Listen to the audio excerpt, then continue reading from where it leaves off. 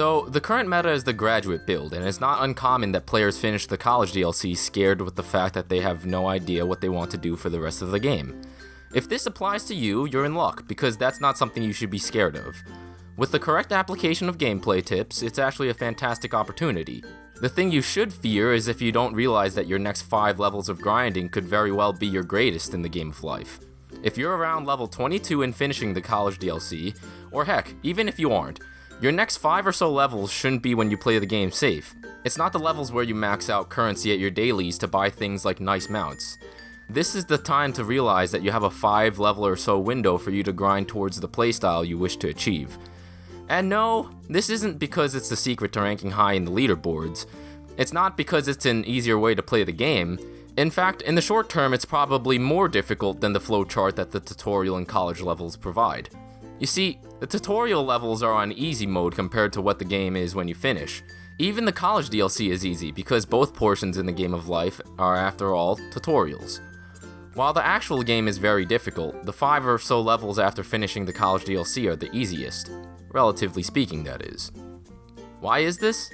Because it is these levels where you can, with lower difficulty, develop skill trees and playstyles you truly enjoy that will help you for the rest of the game.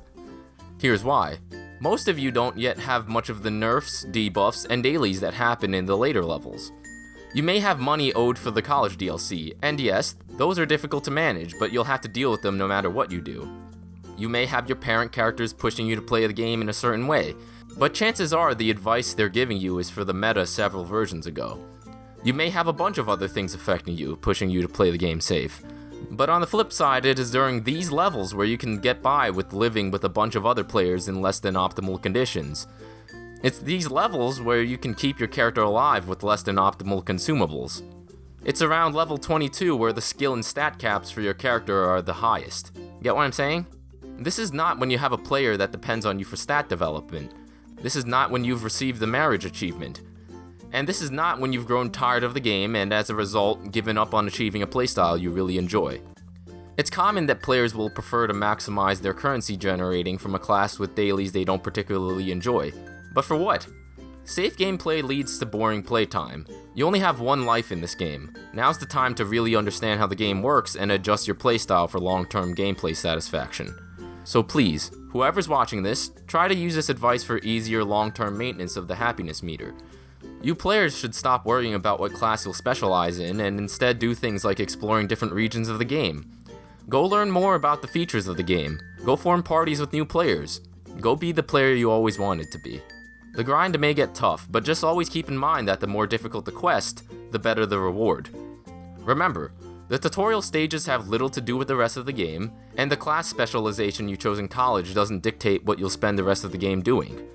Of course, some of you are already complaining about the conditions you're facing, but do know that regret is one of the most difficult things to deal with.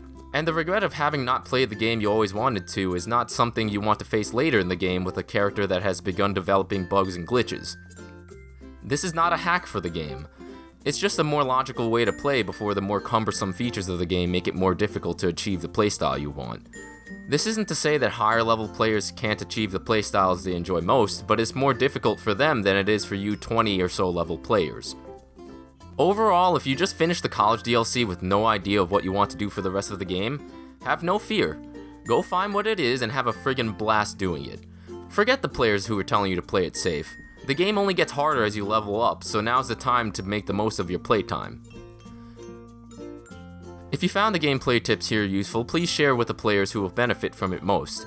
For more gameplay tips, go ahead and subscribe. And for any questions and complaints, leave it in the comments. I'll try my best to answer them.